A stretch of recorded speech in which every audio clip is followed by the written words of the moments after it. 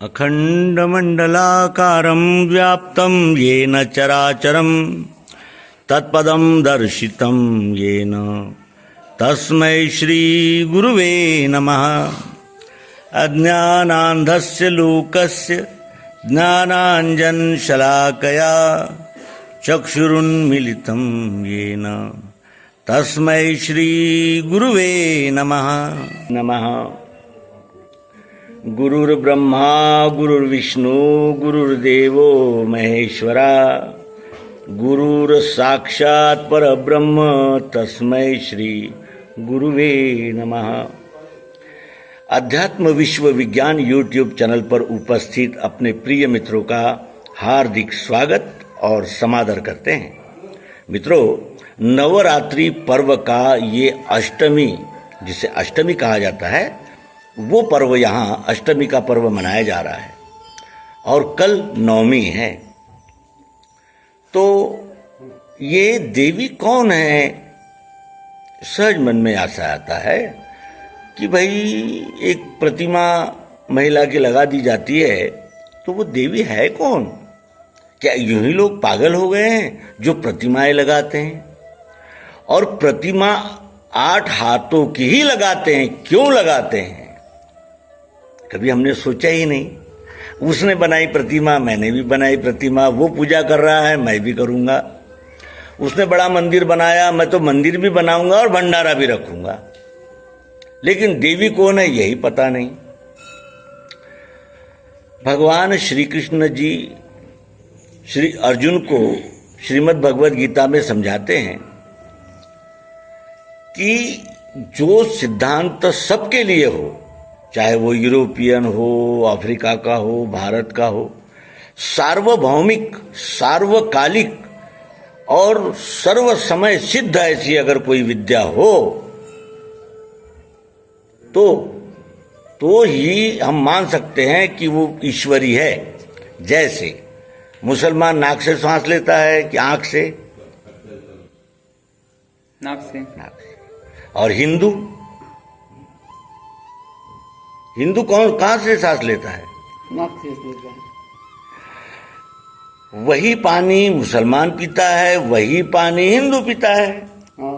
बगैर पानी से हिंदू भी नहीं रह सकता और मुसलमान भी नहीं रह सकता।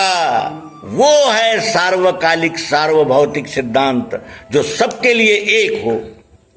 अगर सबका मालिक एक होगा तो सबके लिए एक ही कानून लागू होगा, वो ईश्वर है। ईश्वर का कानून सब पर लागू होता है, एक सरीखा लागू होता है, उसमें भेदभाव नहीं होता, उसमें पक्षपात, पंथाभिमान, मैंने पूजा बहुत की इसलिए मैं शरीर नहीं छोड़ूंगा, इस प्रकार का हठवाद नहीं चल सकता। क्योंकि वो ईश्वर रिश्वत नहीं लेता। वो न्याय प्रिय है। क्यों?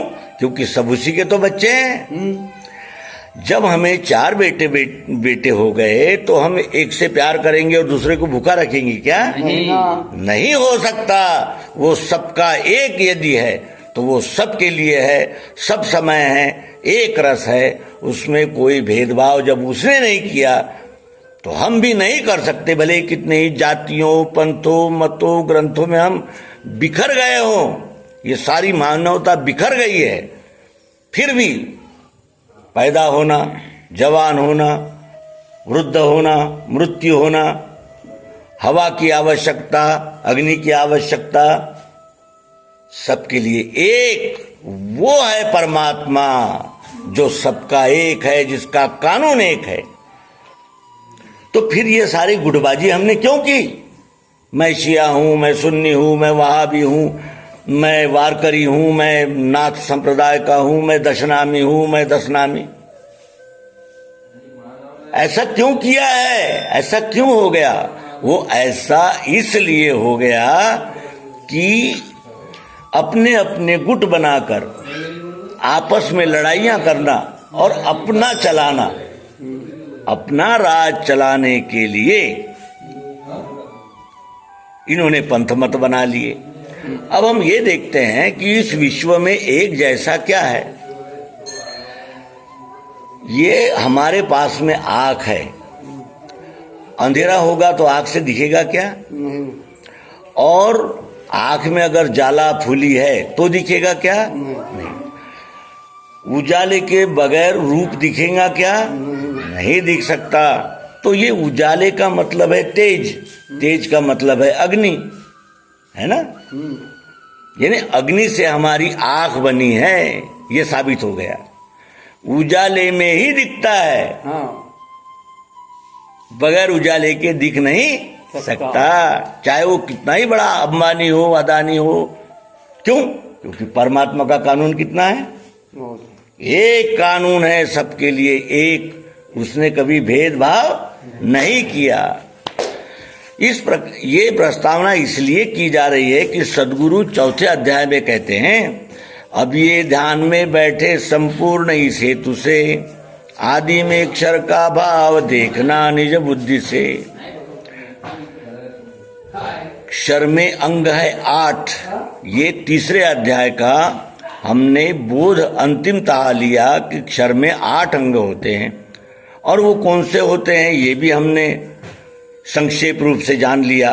पृथ्वी, जल, अग्नि, वायु, आकाश, सतोगुण, रजोगुण, तमोगुण, ये 8 मिलकर ही अक्षर बनता है। अक्षर के ये 8 अंग है।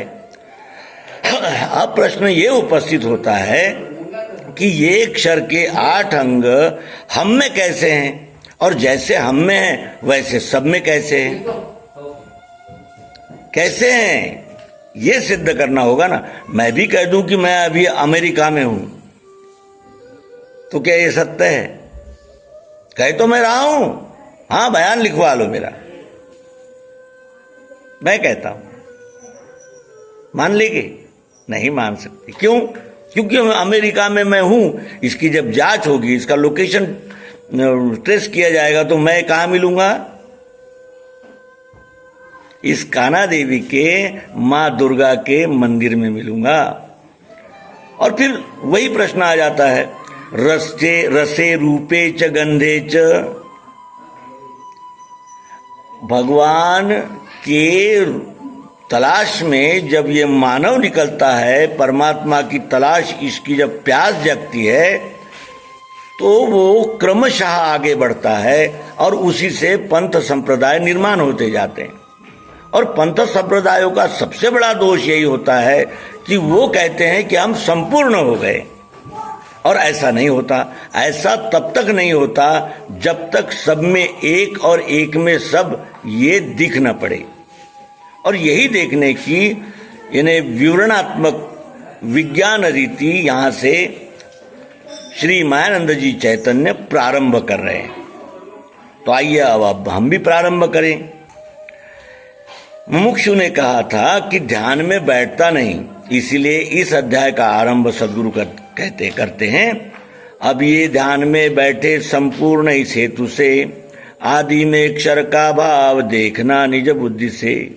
दिखेंगे इसमें भाव 8 भिन्न प्रकार के, ये रूपांतर पाते हैं चक्राकार सदैव ही। ये 8 अंग जो है ये प्रकृति है, परा प्रकृति है, और ये प्रकृति ही माता है। ये प्रकृति ही हमारी माता है, जिससे 8 हाथ है। अब 8 हाथ जिसको है वो कौन है? तो वो अक्षर आत्मा है।